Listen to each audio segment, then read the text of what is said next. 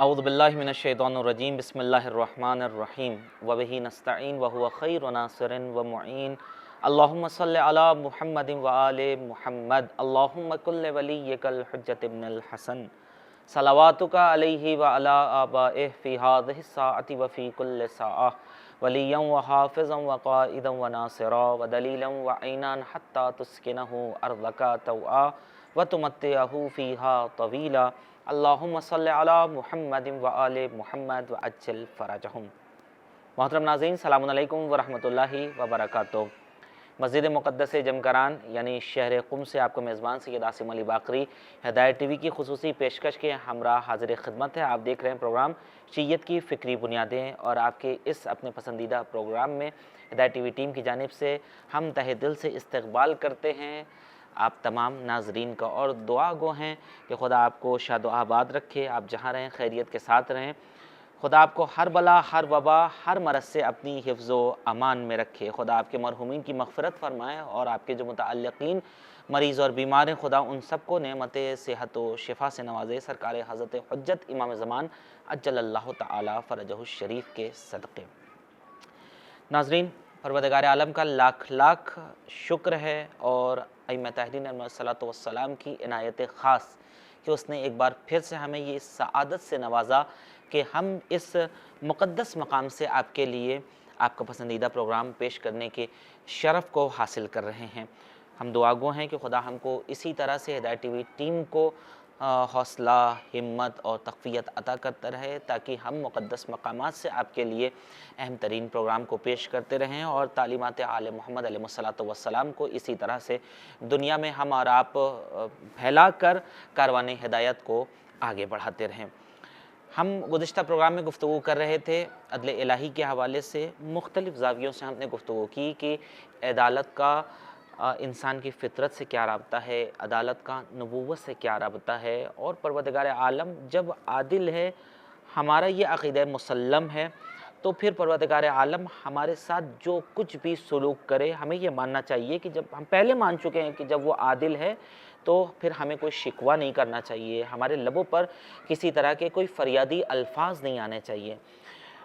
हमारी गुफ्तगू गुज़िश्ता प्रोग्राम में इस मकाम तक पहुँची थी कि अदालत बशरी और अदालत इलाही में फ़र्क क्या है। हमारे मेहमान ने खूबसूरत बातें इससे मुतअल्लिक़ मुख्तसर से अल्फाज में आप तक पहुँचाने की कोशिश की थी। हम उम्मीद करते हैं कि आपके अज़हान में वो बातें मौजूद होंगी। आप देखिए, हमारे मुआशरे में अदालत के लिए मुख्तलिफ़ एक गिरोह बनाए जाते हैं, उससे मुतअल्लिक़ अफ़राद उसमें काम करते हैं, और जो अदालत को नाफिज करने की हर एतबार से कोशिश करते हैं। एक इंसान आप फ़र्ज़ करें जो बस का सफ़र करता हो रोज़ाना सर्विस पे जाने के लिए, या स्टूडेंट सफ़र करते हों रोज़ाना अपने कॉलेजेस जाने के लिए, या लोकल ट्रेन्स वगैरह का सहारा लेकर रोज़ वो जाते हों अपने पेशे पर, या स्कूल या कॉलेजेस वगैरह।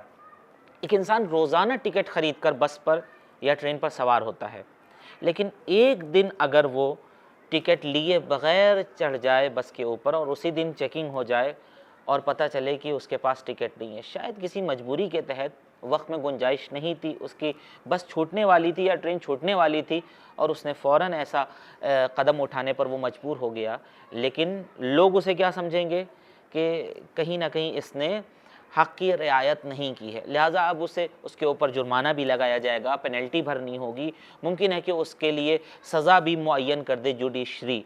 तो ये दुनिया की अदालत का तकाज़ा है कि एक इंसान साल भर रियायत करता है अदालत की, अगर एक दिन उससे कोई मिस्टेक हो जाए सहवन भूले से, हालात की मजबूरी के तहत, तो उसके साथ ये ऐसा होता है। लेकिन अदालत इलाही ये है कि परवरदिगार आलम कहता है कि तुम एक नेकी करके अगर हमारी बारगाह में आओगे तो हम उसका सवाब तुम्हें 10 गुना देंगे। वो बेचारा रोज़ सफ़र करता था टिकट के साथ, लेकिन कभी हुकूमत ने उसे अवार्ड से नहीं नवाजा, कभी उसका एज़ाज़ और इकराम नहीं किया गया, एहतराम नहीं हुआ, लेकिन एक दिन अगर वो पकड़ लिया गया तो उसके लिए सज़ा भी मुअय्यन की जा रही है। लेकिन अदल इलाही ये है कि अगर कोई एक नेकी करके आता है तो परवरदिगार 10 गुना ज़्यादा उसे अवार्ड देता है। लेकिन खुदा न खास्ता कहीं ज़माने की इज़्ज़त में आके कहीं नफ्स की ख्वाहिशों के तह में दब के अगर वो कोई एक बुरा कदम उठाने पर मजबूर हो जाता है तो परवरदिगार कहता है कि अब हम तुमसे 10 गुना मुआखज़ा नहीं करेंगे, बल्कि 1 गुनाह के बराबर ही तुम्हें अजाब देंगे। लेकिन उसके बाद भी अगर तुम तौबा करते हो, इस्तिग़फ़ार करते हो, तो ये भी हम ख़त्म कर देंगे।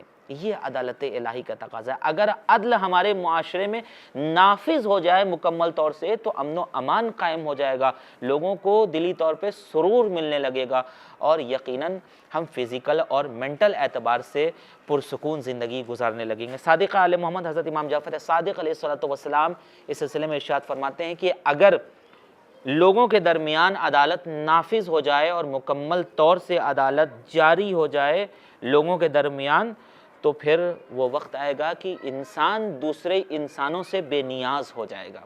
सिर्फ़ और सिर्फ अगर उसे नियाज होगी तो उस आदिल की जो उसके हक़ में बेहतरीन फ़ैसला करने वाला। और अगर अदल, अदालत, इंसाफ मुआशरे में मुकम्मल तौर से अपनी हकीकत के साथ नाफिज हो जाए तो आसमान अपनी बरकतों को हर आन लोगों के ऊपर नाजिल करता रहेगा और ज़मीन अपनी बरकतों को शामिल हाल करेगी लोगों के।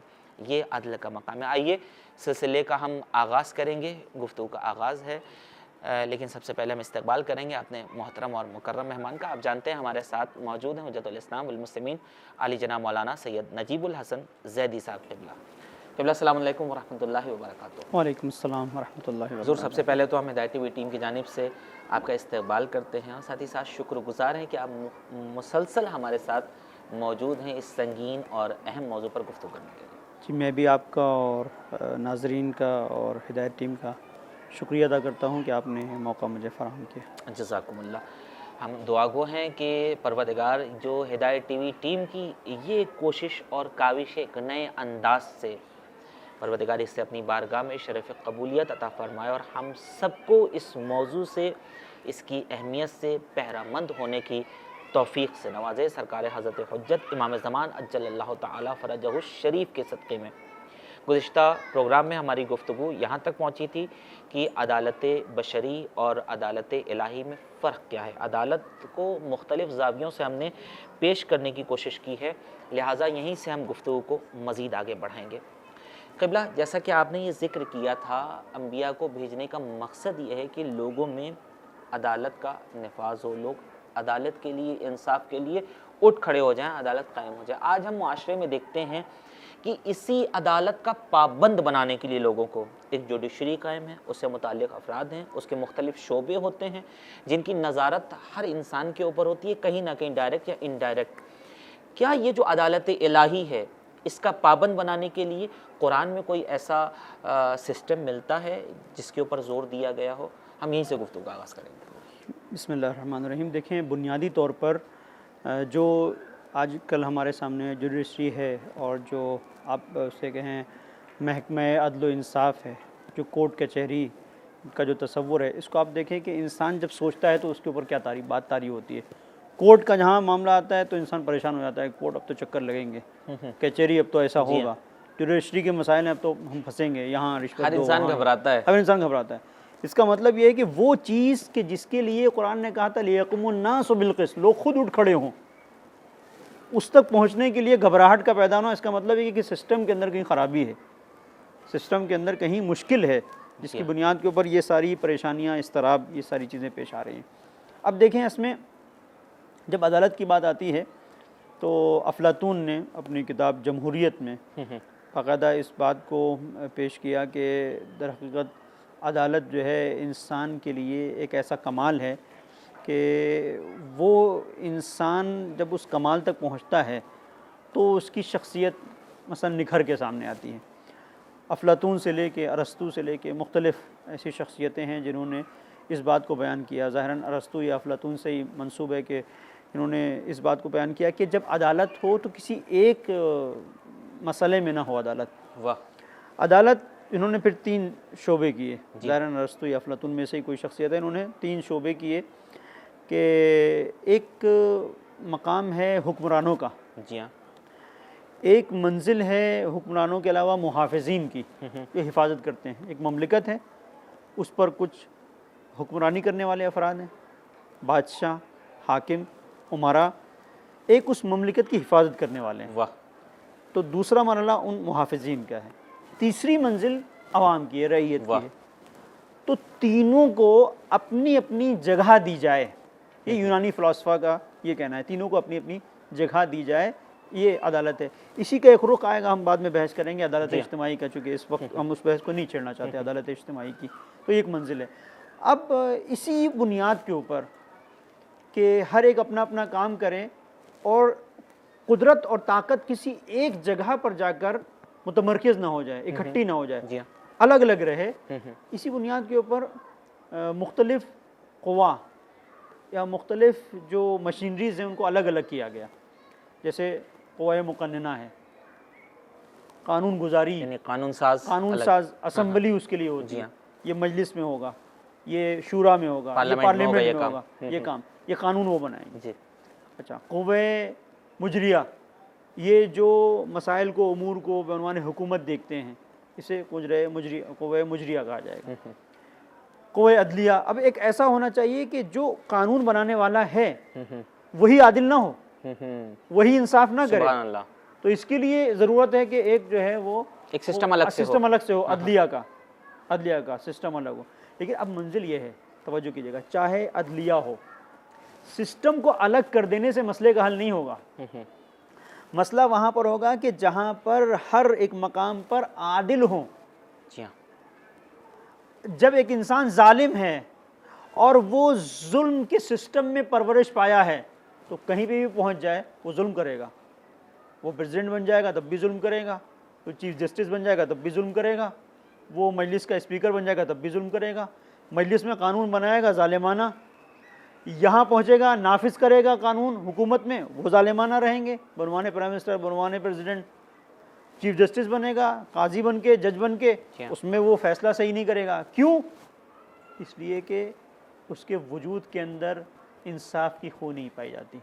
बेशक उसका मिजाज मुनसिफाना नहीं है। जब मिजाज मुनसिफाना नहीं है तो कहीं पे भी रहेगा, वो यही करेगा। अब आप आइए, क्या कुरान करीम में इस तरह की कोई चीज़ है? जी हाँ। इसको बड़े बड़े अच्छे अंदाज में, अलबत्ता सतही तौर पर औसत कराती ने बयान किया है इसी आयत के ज़ैल में, लक़द अरसलना रसूलना बिलबय्यिनात व अंज़लना माअहुल किताब वल मीज़ान लियक़ूमन नासु बिल क़िस्त। कहते हैं कि देखें, क़ुव्वा मुक़न्नना का काम क्या है? कानून बनाना। जी हाँ। कुरान कहता है कि लक़द अरसलना रसूलना बिलबय्यिनात व अंज़लना माअहुल किताब, हमने किताब को नाजिल किया, यानी हमने कानून नाजिल कर दिया तुम्हारे लिए। यानी ये कानून है, ये कानून है, ये आईन बशरियत है, ये आईन बशरियत है। अच्छा, अब वो जो इंतज़ामिया है वो कौन लोग हैं? लक़द अरसलना रसूलना, ये रसूल है, सुभान अल्लाह, लक़द अरसलना रसूलना। अब मंजिल रह जाती है कि ये तो आपने आईन बता दिया, आईन पर अमल कैसे हो वो भी बता दिया, वो आए अंबिया ताकि इस आईन के मुताबिक चला जाए। अब अगर कोई नहीं चलता है तो क्या है? कहा कि हमने मीज़ान को नाजिल किया। वाह वाह वाह, मीज़ान को नाजिल किया, ये अदलिया है। हाँ, ये अदलिया है। और मीज़ान को नाजिल करने के बाद अब ये कि कैसे सब लोग अदालत के साथ, अदालत की डगर पर चलें, हर एक अदालत की डगर पर चले, लियक़ूमन नासु बिल क़िस्त, लोग उठ खड़े हों। जब लोग उठ खड़े होंगे तो हो ही नहीं सकता। अब आपको मैं मिसाल दूं कैसे। देखिए, आजकल बड़ी बड़ी शाहराहें हैं, आपने देखा होगा कि हम तेज़ी के साथ एक शाहराह पर जा रहे हैं जी, तो जो एक शाहराह आम है किसी बड़े सिटी, बड़े मेट्रो सिटी की, बड़े शहर की, क्या आप तसव्वुर कर सकते हैं कि मुखालिफ सिमत से कोई आ जाए? नहीं। आजकल तो छोटी मोटी गली में अगर ऐसा हो जाता है, जो फरी गलियां होती हैं, तो उसमें ट्रैफिक पुलिस और हंगामा, जहाँ 100-120 की स्पीड के साथ गाड़ियां चल रही हों, वहाँ तो आने का इम्कान ही नहीं है, इसलिए कि वहाँ पर गली का कोई रास्ता भी नहीं होता है, एक ही तरफ, तो सब एक ही तरफ चल रहे हैं ना, तो सब ने एक ही तरफ चलने का फैसला कर लिया है। उधर से अगर कोई आता है तो कितना सख्त होता है फिर उसके साथ अगर खुदा ना खास्ता इधर उधर से कहीं से बीच में कोई अनाड़ीपन में कोई घुस जाए तो फिर देखें कितना उसको सब सलावातें सुनाते हैं। अच्छा चलें, ये एक शाहरा की बात हो गई, आप कहेंगे भाई ये तो इम्कानी बात ही नहीं है। आम एक ऐसी जगह, एक ऐसी गली कि मसलन जहाँ पर लिखा हो कि यहाँ पर नो एंट्री है, उस नो एंट्री में कोई घुस जाता है तो लोग कैसे कहते हैं यहाँ कहाँ घुस गए? तो ये सब लोग कहते हैं, इसी बुनियाद के ऊपर वो नो एंट्री बनी हुई है, क्योंकि हर एक कह रहा है और उसे पता है कि अगर इधर जाऊंगा तो हर एक सवाल करेगा।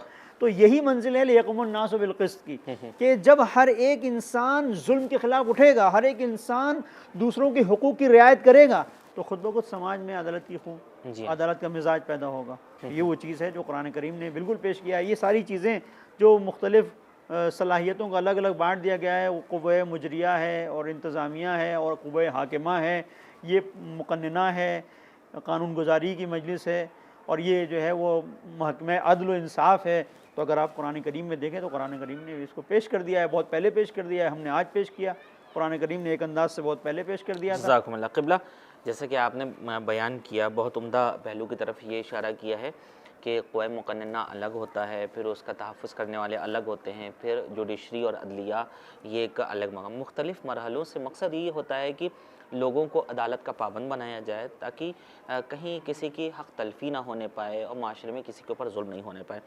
लेकिन जो हाकिम होता है, मसलन अगर कोई कानून साज है, तो अब उसका काम नहीं है कि वो मुनसिफ़ भी हो जाए, वही फ़ैसला करने वाला हो जाए। आपकी गुफ्तगू से जैसे समझ में आया, लिहाजा यहाँ से हम अमीरुल मोमिनीन अली इब्न अबी तालिब अलैहिस्सलातु वस्सलाम की हम चाहेंगे कि आप उस अज़मत के ऊपर भी रोशनी डालें कि गुज़िश्ता जो और हुकूमतें हैं उसमें ये देखा जाता था कि जो हुक्मा हैं, जो हाकिम अपने आप को समझते हैं, वही मुनसिफ़ भी हैं, लेकिन हज़रत अमीर ख़ुद आते हैं और महकमा अदल में जब उनको आता है, उनका एक मसला आता है, उनका एक मुकदमा आता है, तो वो ख़ुद यानी वक्त के हाकिम होने के साथ साथ वो ख़ुद अदालत में आते हैं। हम चाहेंगे आप इस जो एक नाजुक मरहला है इसे भी उजागर करें। देखिए, ये बहुत अहम है। ये इस वाक़े को तारीख़ ने नक़ल किया है कि मौलाए कायनात अमीरुल मोमिनीन अली इब्न अबी तालिब अलैहिस्सलाम न सिर्फ़ आते हैं, मैं उससे बढ़कर जब दाखिल होते हैं तो यहूदी है, उसके साथ में दाखिल होते हैं, और हाकिम कोई और है, लेकिन जो फ़ैसला करने वाला है काजी कोई और है। लेकिन जब वो मौला को देखता है तो मौला के साथ गुफ्तगू का अंदाज़ बदल जाता है। वाह! अब ये एक मंजिल है, ये एक मकाम है। सिर्फ़ ये नहीं कि अपने आप आ रहे हैं, बल्कि आने के बाद जब उसका अंदाज़ बदल जाता है तो मौला क्या कहते हैं कि ये तुमने मेरे साथ जिस लबो लहजे को इख्तियार किया, इसके साथ क्यों नहीं किया? ये जो साथ में मेरे आया है, जो हम लोग केस लेके आए हैं, जो एक तरफ मुकाबिल ये है, तो तुमने इसके साथ वो लबो लहजा एहतराम का जो मेरे साथ इख्तियार किया, इसके साथ क्यों नहीं इख्तियार किया? ये अली का इंसाफ है। और न सिर्फ यहाँ पर है, बल्कि जब अली मंजिल इंसाफ में हैं और ख़ुद काजी हैं और ख़ुद जज हैं और ख़ुद अली जब फ़ैसला कर रहे हैं, तब भी अली ने नज़ाकतों का ख्याल किया है। और न सिर्फ नज़ाकतों का ख्याल किया है, मैं मुख्तलिफ़ ऐसे वाक़यात हैं कि जिनकी तरफ अगर इशारा करूँ तो बहरहाल अब पता नहीं दामन वक्त में कितनी गुंजाइश है इसकी तरफ। यानी बाज़ ऐसे मकामात हैं कि जहाँ पर मौला ने अपने चाहने वाले, अपने मानने वाले, अपनी सना करने वाले, अपनी तमजीद करने वाले पर हद जारी किए। अल्लाह अकबर। तो इसकी एक मिसाल आप ज़रूर हमारे नाज़रीन के लिए पेश जैसे कि इसकी मुताद्दिद मिसालें हैं। जैसे एक तो वो मंजिल है कि जहाँ पर चोरी कर ली थी, उसने चोरी कर ली और मौला ने हाथ काट दिए। एक और मकाम है, एक और मंजिल है कि अब यहाँ पर एक मामला है कि यहाँ से एक मकाम अदल और मकाम विलायत है कि जहाँ पर हम कितनी विलायत को हमने किस तरह से लिया है, कितना दर्क किया है और कितना हमारे वजूद के अंदर विलायत जज्ब हुई है।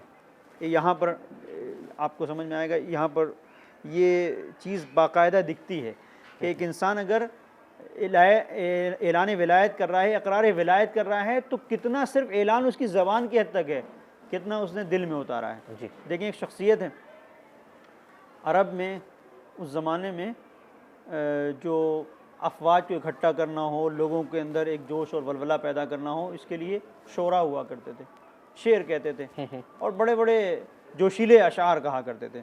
आज भी ऐसा होता है कि जो कौमी तराने होते हैं, वो कौमी गीत जो होते हैं, वो इस तरह से उसके अंदर एक जोश और जज्बा जो भरा होता है कि आर्मी के जवानों के अंदर एक हिद्दत पैदा हो, एक जोश पैदा हो। उस ज़माने में भी था। एक शख्सियत थी मौला अली के सिलसिले से, मौला अली के चूँकि ख़ैमे में थी, मौला के चाहने वालों में थी, तो मौला की सना, मौला की मदा, मौला के जो इंतज़ामी उमूर थे उनके बारे में अशार का कहना ये किया करते थे। एक बार ऐसा हुआ कि किसी एक महफ़िल में गए और वहाँ पे इन्होंने शराब का इल्ज़ाम लगा लिया। अल्लाह से मौला को पता चला, मौला को पता है कि शायर। अब देखें आज के दौर में भी, आप देखें आज के दौर में भी चाहे हिंदुस्तान हो, हिंदुस्तान में हुकूमत की ख़ास नज़र होती है कवियों के ऊपर। जज़ाकुमुल्लाह क़िबला। हम यहाँ पर जानना चाहेंगे आपसे, कुछ आपकी इजाज़त से हम रुकेंगे और उसके बाद जानेंगे कि मौला ने क्या किया। जो चाहने वाले ने ये गलत काम किया तो मौला ने कैसे उसका रिएक्शन किया, कैसे तंबीह की, कैसे हद जारी की। हम आपकी इजाज़त से यहाँ रुकना चाहेंगे, इंशाल्लाह फिर आपकी खिदमत में वापस आएंगे। यकीनन नाज़रीन, अदल एक ऐसी मुस्बत सिफ़त है कि जो हर इंसान के अंदर आनी चाहिए, और इसी बात के ऊपर हमें हमारा मज़हब शीयत उभारता है और यही शीयत का खासा है। रुकेंगे एक छोटे से वक्फे के लिए, हाजिर होंगे वक्फे के बाद। देखते रहिए शीयत की फ़िक्री बुनियादें। अल्लाहुम्मा सल्लि अला मुहम्मदिन व आलि मुहम्मद, अल्लाहुम्मा सल्लि अला मुहम्मदिन व आलि मुहम्मद। नाज़रीन, एक बार फिर से हम आपका इस्तकबाल करते हैं। आप देख रहे हैं मस्जिद मुक़द्दस जमकरान से हिदायत टीवी की खुसूसी पेशकश प्रोग्राम शीयत की फ़िक्री बुनियादें। हमारे साथ मौजूद हैं हुज्जतुल इस्लाम वल मुस्लिमीन आली जनाब मौलाना सैयद नजीबुल हसन ज़ैदी साहब क़िबला, जो अपने सलासत बयान और अपने अंदाज़ तकल्लुम की वजह से आप तमाम नाज़रीन के दिलों में महबूबियत का अपना घर बनाए हुए हैं। हम गुफ्तगू कर रहे हैं अदालत इलाही के हवाले से, और हमने जो आज की गुफ्तगू का आगाज़ किया था वो इस सवाल के ज़रिए किया था कि जो अदालत का एक सिस्टम हमारे माशरे में राइज है, क्या कुरान में कोई ऐसा तसव्वुर मिलता है। तो हमारे मेहमान ने खूबसूरती से उसकी तरफ इशारा किया कि अदालत का ऐसा तसव्वुर कुरान ने ही पेश किया है, और अदालत का जो कुरान मजीद है वो आईन है, यानी कानून है, और इसको नाफिज करने वाले जो अफराद हैं वो मोहम्मद वाले मोहम्मद अलैहिस्सलातु वस्सलाम है, यानी खुदा के भेजे हुए बंदे हैं। और जो अदलिया है वो है मीज़ान है, उस मीज़ान के ऊपर हर इंसान का फ़ैसला होने वाला है। नाज़रीन, ये बात हकीकत है कि कानून के मुख्तलिफ़ मराहिल होते हैं, अदालत के मुख्तलिफ़ मराहिल होते हैं, ताकि लोगों के दरमियान इंसाफ़ पैदा किया जाए, लोगों के दरमियान इंसाफ़ को कायम किया जाए, नाफिज किया जाए, और लोग ताकि बेरारवी का, जुल्म का, इख्तलाफ का, तशद्दुद का, इस्तिबदाद का शिकार न होने पाएँ। इसी तरह हम देखते हैं तारीख़ इस्लाम में कि मौला अमीरुल मोमिनीन अली इब्न अबी तालिब अलैहिस्सलाम की खूबसूरत मिसाल वाक़े की तरफ हमारे मेहमान ने इशारा फरमाया कि हाकिम वक्त हैं लेकिन जुडिशरी अलग है, और अगर किसी ने मुकदमा कर दिया तो फिर आप खुद आते हैं, और उसके बाद वो केस का जो भी नतीजा हुआ वो सब आप लोगों के सामने है। लेकिन मौला ये बताना चाहते थे कि हाकिम को कभी खुद मुनसिफ नहीं होना चाहिए, क्योंकि जिस दिन अगर हाकिम खुद मुनसिफ हो जाएगा उस दिन निज़ाम अदल दरहम बरहम हो जाएगा। लेकिन अगर हाकिम अलग हो, यानी हुकूमत अलग हो, महकमा अदल अलग हो, और फिर उसके तकाज़े भी पूरे हो रहे हों, तभी माशरे में इंसाफ और अदालत को कायम किया जा सकता है। आइए चलते हैं अपने मेहमान की खिदमत में और जानने की कोशिश करेंगे अमीरुल मोमिनीन के चाहने वाले ने जो गलत हरकत की, शराब पी ली, मौला ने किस तरह से तंबीह की। जी क़िबला, आप जारी रखें।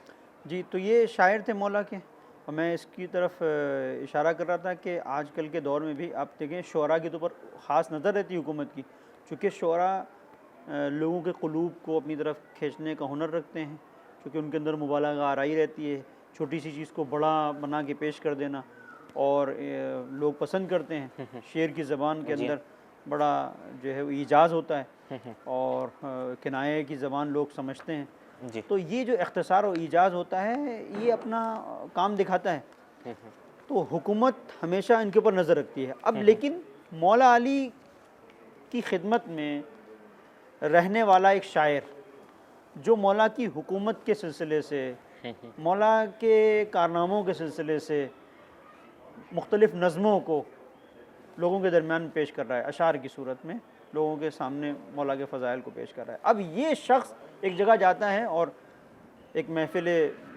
दादो सुखन है और मसलन शेर है, वहाँ पर इसने जो है वो एक शराब का जाम लगा लिया अपने मुंह से। मौला को पता चला है, मौला बुलाते हैं कि तुमने शराब पी। कहा हाँ मौला, मुझसे गलती हो गई। कहा कि नहीं, तुम्हें तो हद जारी होगी, तुम्हारे पर कोड़े लगेंगे तुम्हारे ऊपर। और बहुत सारे लोग वहाँ पर आ गए कि मौला ठीक है हद जारी होना चाहिए, ये बात भी सही है, लेकिन ये शायर है, इसने आपके ये लिए आपका न जाने मदह खां है। आपका मदह खां है, आपका सना खां है, गलती हो गई, इससे छोड़ दीजिए। कहा नहीं, अली का अदल ये कहता है कि चाहे कोई भी हो, इसने अगर गलत काम किया और उसकी हद है तो अब इससे 80 कोड़े लगेंगे, वाह, इसको कोड़े लगेंगे। और अब ये एक मंजिल है कि बहुत सारे दूसरे अफराद आए, उन्होंने ये भी कहा, तवज्जो कीजिएगा, ये भी कहा कि मौला ये शायर है, शायरों का कोई बहुत ज़्यादा मज़हब और वो सब नहीं होता, मफादात। बहरहाल वो शायर जो अगर एक ऐसा शायर है जो खुदा को हाज़िर नाज़िर देख रहा है तो जाहिर है कि वो शायर कम में बंदे खुदा ज़्यादा है, बेशक। तो वो एक अलग मंजिल है। यानी हम कह सकते हैं कि तमाम शुआरा ऐसे नहीं होते हैं, बल्कि जिनके दिल में अहले बैत की मारिफत हो, इरफान इलाही हो, वो अपने सही रास्ते पर बंदगी के तकाज़ों को पूरा करते हैं। लेकिन उमूमन ऐसा होता है कि ये शायर की सिन्फ ऐसी होती है कि वह मदोसना जिधर उनका सब रोज़ी रोटी चल रही होती है। अब ये मामला, तो लोगों ने कुछ आके बाकायदा कहा कि मौला अगर आपने इसके ऊपर हद जारी कर दी और इसे कोड़े लगाए तो ये अमीर शाम सजा मिलेगा। अब आप सोचें, एक अच्छा शायर हो हमारे पास और वो हमारे बारे में बहुत अच्छी अच्छी बातें कह रहा हो, और एक ऐसी मंजिल आ जाए कि जहाँ पर अगर हम उससे कहें भाई तो हम तुम्हारे साथ ये सुलूक अंजाम देंगे, वो कहे अगर तुमने ऐसा किया तो फिर मैं तुम्हारे ख़िलाफ़ हो जाऊँगा, तो इंसान कितना डरेगा कि भाई हमारे सारे सिस्टम को ये जानता है, कुछ भी कह सकता है, लेकिन जिसके सिस्टम में कोई नक्स ना हो वो ये ख़तरा ख़रीदता है कि नहीं, मुझे अदालत जारी करनी है, मुझे कानून को नाफिज करना है चाहे जो हो। लोगों ने कहा कि अमीर शाम से जाके मिल जाएगा, जबकि ये वो शायर था जो अमीर शाम की बुराई किया करता था, मौला की मदसना किया करता था, और लोगों ने कहा कि अगर आप इस पे हज जारी करेंगे ये वहाँ चला जाएगा और ये आपकी बुराई करेगा। मौला ने कहा हुआ करे, और आखिर में हज जारी की और हुआ यही, वो फिर चला गया अमीर शाम के पास। अल्लाह अकबर। वो शख्स जो मौला की मदोसना कर रहा था वो जाके अमीर शाम की मदोसना कर रहा है, और मौला की अब एक तरह से सब व शतम, मौला के ख़िलाफ़ वो ज़बान जो मौला की मुआफ़क़त में चल रही थी वो अब मौला की मुखालिफत में है। लेकिन अली को बर्दाश्त है, ये बर्दाश्त है, लेकिन दस्तूर खुदा ये ज़मीन पर रह जाए, कानून खुदा पर अमल ना हो, ये बर्दाश्त नहीं है। अली ने उसका क़िसास किया। जज़ाकुमुल्लाह। अब यहाँ पर ये एक मंजिल है, ये मंजिल यही है। क्यों ऐसा हुआ? इसलिए कि ये जो शायर था, ये जो इधर शेर कह रहा था, इसे तो खुश होना चाहिए था। अली की विलायत का तकाजा क्या था? वाह, विलाय अली का तकाजा ये था कि मौला आपकी विलायत को तस्लीम करते हुए मुझसे ये गलती हो गई, आपको हक हासिल है, आप हज जारी करें, और फिर इससे खुश होना चाहिए था कि मेरे मौला ने मुझे पाकीज़ा बना दिया। वाह वाह वाह। लेकिन जब विलायत वजूद के अंदर नहीं उतरी होती है तो मसाइल पैदा होते हैं। जी। अब आप देखिए कि एक और नमूना मैं आपकी खिदमत में अर्ज़ करूँ, मौला ही के सिलसिले से वो मिलता है कि मशहूर वाक़या के जहाँ मौला ने हाथ काटे। जी हाँ। जिसके हाथ काटे हैं उस शख्सियत के सिलसिले से ज़रा आप देखिए, बड़ी अजीब चीज़ मिलती है कि वो मौला का मुहिब है और चाहने वाला है। जी हाँ। चोरी करता है, मौला हाथ काटते हैं, हाथ कटे हुए हैं और कटा हुआ हाथ लेके गुजर रहा है। जी हाँ, फिर भी मदोसना कर रहा है। अच्छा, ये मदोसना क्यों कर रहा था? वाह वाह वाह। अब ये एक बात है, ये मदोसना क्यों कर रहा था? जी हाँ। ये अच्छा कि आपने ये सवाल कर लिया, क्योंकि मैंने तारीख में देखा, बड़ी अजीब बात थी। जब वो हाथ काट के निकला तो वहाँ पर कुछ लोग थे, जैसे होते हैं जी हाँ, हर गली चौराहे पर नुक्कड़ पे कुछ ऐसे खप्तुल हवास लोग होते हैं, अबाश किस्म के लोग, जो बस ताना मारना, किसी को चुटकी लेना, किसी कहा कि देखा क्या किया तुम्हारे मौला ने तुम्हारे साथ, हाथ काट दिए, मजा आ गया। इस तरह से कि देखिए मोहब्बत का क्या सिला दिया है। अब उसने मदा शुरू की। वो सोच रहे थे कि हाथ कटे हुए हैं तो दर्द हो तकलीफ में अगर हम कहेंगे तो कहेगा हाँ ये अली हैं, इन्होंने तो हाथ काट दिए। अब उसने सना की। अब बड़े मज़े की बात उसमें यह है कि ये विलायत है। कहता है कि अली को, अली से मोहब्बत ही इसी बुनियाद के ऊपर है। वाह वाह वाह वाह। जो अली को मैं चाहता हूँ वो चाहत का सबब ही यही है कि अगर अली के सामने कोई ख़ताकार आता है तो अली उससे चश्मपोशी नहीं करते, अली अदालत को जारी करते हैं। सुभान अल्लाह। और मेरी अली से ये मोहब्बत का सबब ही यही है कि अली किसी भी मंजिल पर हुक्म खुदा को ये नहीं देखते कि तामील ना हो इसकी, हुक्म खुदा को अली ये लम्हा बर्दाश्त नहीं भर कर उसे सकते, नाफिज करने में दरीग नहीं करते। दरेग नहीं करते। तो ये मेरी मोहब्बत का, और यही इसी बुनियाद के ऊपर मुझे अली से इश्क है। अली की इन्हीं अदाओं पे तो मैं मरता हूँ, इन्हीं वाह एक वाह, अंदाज सुभान अल्लाह। उसका ये है। अब आप ये देखें, और इसी तरीके से दो और ऐसे अफराद मिलते हैं कि जिनके हाथों को मौला ने काटा है।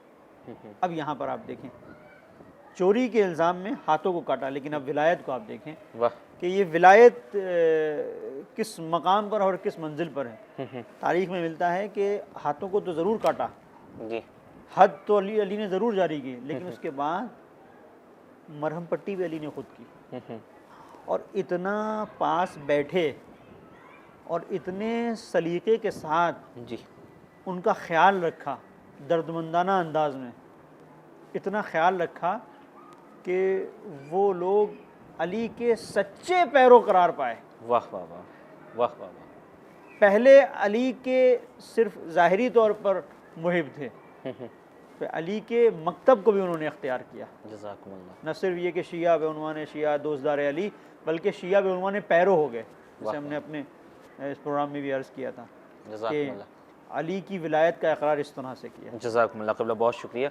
यकीनन नाज़रीन, इस वाक़े से बहुत सारे पैगामात हम ले सकते हैं, लेकिन एक अहम पैगाम ये है, चाहे वो शुआरा हों या खुतबा हों या ज़ाकिरीन हों या उलमा हों या मुक़र्रिरीन हों या निवीसंदगान हों, मुसन्निफ़ीन हों, मुअल्लिफ़ीन हों, अलगरज़ जितनी भी सिनफ़ें बन सकती हैं तबलीग़ के हवाले से, फ़न के हवाले से, जौहर के एतबार से या सलाहियत के हवाले और एतबार से, आप देखें हमारा फ़न बाद में है, हमारी सलाहियतें बाद में हैं, हमारा जौहर बाद में है, लेकिन सबसे पहले जो हमें परवरदिगार आलम ने जौहर दिया है वो जौहर बंदगी है। यानी बंदगी अपनी मकाम पे बाकी रहे, बाद में ये सारे फ़न हैं। कोई कितना ही बड़ा फ़नकार क्यों ना हो, लेकिन अगर उसका फ़न अहले बैत अतहार अलैहिमुस्सलातु वस्सलाम से करीब करने के ज़रिए से अगर उसे बंदगी का पाबंद नहीं बना सके, तो यकीनन ये उसका फ़न ही उसे अज़ाब का मुस्तहक़ भी बना देता। लिहाजा हम दुआगो हैं कि परवरदिगार आलम ने जो सलाहियतें अपने ख़ास बंदों को दी हैं वो सारी सर्फ़ हों तो खुदा की राह में सर्फ़ हों, मासियत से दूर करने के लिए सर्फ़ हों और अवामिर व नवाही का पाबंद बनाने के लिए सर्फ़ हों। क़िबला, एक ख़ूबसूरत पहलू की तरफ आपने इशारा किया है कि हज़रत अमीरुल मोमिनीन वली थे और वली खुदा हैं, उन्होंने विलायत के तकाज़े को भी फिर पूरा किया जो अदालत। लिहाजा हम जानना चाहेंगे कि जो सरपरस्त हैं हमारे, उन्हें हम वली कहते हैं, सरपरस्त का आदिल होना क्यों ज़रूरी है? यानी अगर हम सवाल को अपने लफ्ज़ों में बदल के करना चाहें तो इस एतबार से कि अदालत का विलायत और सरपरस्ती के साथ क्या राबता है? देखें, जो हमारे ऊपर हाकिम है, असल हाकिम खुदा है, हुक्म खुदा है। अब खुदा ने कहा अतीउल्लाह व अतीउर रसूल व उलिल अम्र मिनकुम, जी। तो वही चीज़ जो हाकिमियत खुदा के साथ है, अदालत, वही चीज़ आनी चाहिए दूसरे मरहले में, बेशक उलिल अम्र में आनी चाहिए। वही चीज़ रसूल के अंदर आनी चाहिए। अतीउल्लाह व अतीउर रसूल, अल्लाह की इताअत करो, अल्लाह आदिल है, रसूल की इताअत करो, रसूल के अंदर वो सिफ़त अदल पाई जाती है तमाम माना उलिल अम्र मिनकुम, और उलिल अम्र के अंदर भी वही अदालत पाई जाती है। और इसी चीज़ को हुज़ूर सरवर कायनात सल्लल्लाहु अलैहि वसल्लम ने बयान किया कि मैं अली को मंसूब क्यों कर रहा हूँ, इसलिए कि लिअन्नहु अअदलकुम, अली तुम सब में ज़्यादा अदल करने वाले हैं, इसलिए कि अली तुम सब से ज़्यादा इंसाफ के खूगर हैं। तो इस चीज़ को बयान किया है। तो हम अल्हम्दुलिल्लाह, चूँकि हमारा ताल्लुक़ मकतब इमामिया से है और हम अदालत को मानते हैं, हम इस बात को तस्लीम ही नहीं करते कि कोई एक ऐसा शख्स हो कि जो हाकिम हो और हुक्मरानी कर रहा हो और उसका हुक्म जो है वो जुल्म की तरफ कभी चला जाए, वो हुक्म करे, वो हुकूमत करे, लेकिन उसकी हुकूमत ज़ालिमाना हो। इसीलिए हम कहते हैं कि अली इब्न अबी तालिब अलैहिस्सलाम ने जो निज़ाम कायम किया था वो निज़ाम हुकूमत दर हकीकत निज़ाम अदल था। और ये जो विलायत है, इसी विलायत के साए में अदालत का नफाज होगा बेतमाम माना। इसीलिए हम आखिर में उस मुंजी का इंतज़ार कर रहे हैं, यमलउल अर्दा क़िस्तन व अदला कमामुल या जुल्मन व जौरा, कि जुल्म व जौर से भरी हुई इस दुनिया को अदल इंसाफ से उसी तरह भर देगा जैसे जुल्म व जौर से भरी हुई है। तो परचम इंसाफ बंस परचम अदल जो लहराएगा, जो हम अपनी आखिरी हुज्जत का जो इंतज़ार कर रहे हैं वो यही है।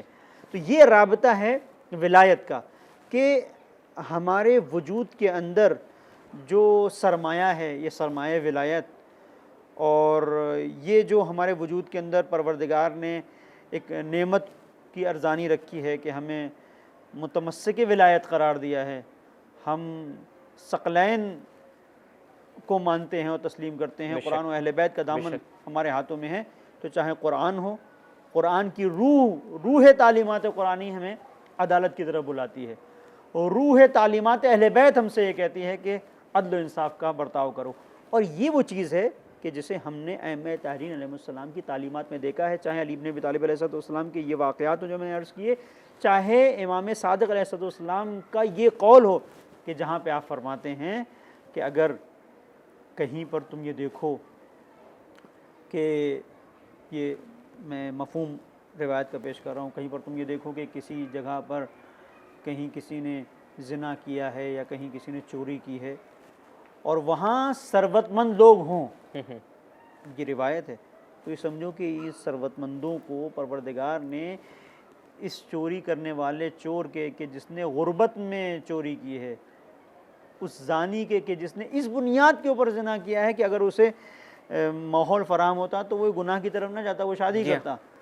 तो अगर इस बुनियाद के ऊपर ऐसा हुआ है तो उन लोगों को शामिल समझो कि जो कुछ कर सकते थे उन्होंने नहीं किया। लिहाजा एक रिवायत के जो जुमले हैं, और दूसरी रिवायत वो इस तरह से है कि परवरदिगार बाद ऐसे लोगों को कि जो सरवतमंद होंगे, जो मालदार होंगे, तो उन्हें महशूर करेगा और फरिश्ते उनको लेके आएंगे, तो उसके नामे अमाल में मुख्तलिफ़ चीज़ों होंगी, ये किया ये किया ये किया, फिर उसमें देखेगा हाँ ये क्या है, ये मैंने तो ज़िना किया नहीं, आऊज़ु बिल्लाह, तो कहेगा कि मैंने परवरदिगार हम इन सब चीज़ों से मुबर्रा हैं, हम कतन ऐसा नहीं कर सकते, आऊज़ु बिल्लाह मिन हमज़ाति शयातीन, कतन हमने ऐसा नहीं किया है।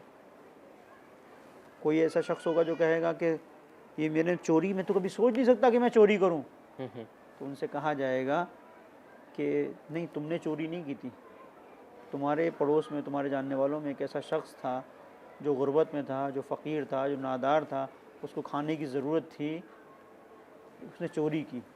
चोरी की उसने मतलब उसने सही काम नहीं किया, उसका जुर्म तो है, उसके जुर्म के साथ साथ तुम भी शरीक जुर्म हो कि अगर तुम उस तक रसाई करते, तो उसे ये कदम उठाने पर मजबूर नहीं होना। इसी तरीके से उस जानी के सिलसिले से जब एक शख्स कहेगा जो मालदार शख्स है कि मैंने तो कभी ज़िना नहीं किया, कहा कि नहीं, वो फ़लाँ जवान शख्स था, फ़लाँ जवान लड़की थी, अगर तुम उसके शादी के असबाब मुहैया करा देते, अगर तुम उसके जहेज़ का इंतज़ाम कर देते, अगर तुम कुछ ऐसा करते कि उनका घर भी बस जाता, तो वो गलत कदम उठाने में मजबूर।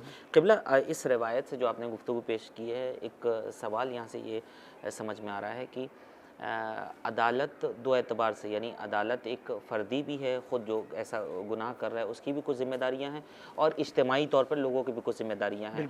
और इज्तिमाई अदालत से पहले जो इंसान की जो अदालत है वो अदालत फ़र्दी है। लिहाजा हमें गौर करना चाहिए कि हम ख़ुद अपने नफ्स के एतबार से अपने अदालत के पाबंद हो जाएँ अपने तईं, और उसके बाद ताकि ये हम एक दूसरे के ताआवुन से इज्तिमाई तौर पर भी अदालत को कायम और नाफिज़ कर सकें। क़िबला, बहुत शुक्रिया तशरीफ़ लाने के लिए। हम दुआ गुआएं खुदा आपको मज़ीद सेहत और सलामती से नवाज़े ताकि आपकी इल्मी तवानाइयों से हम भरपूर इस्तेफ़ादा करते रहें। क़िबला, बहुत शुक्रिया।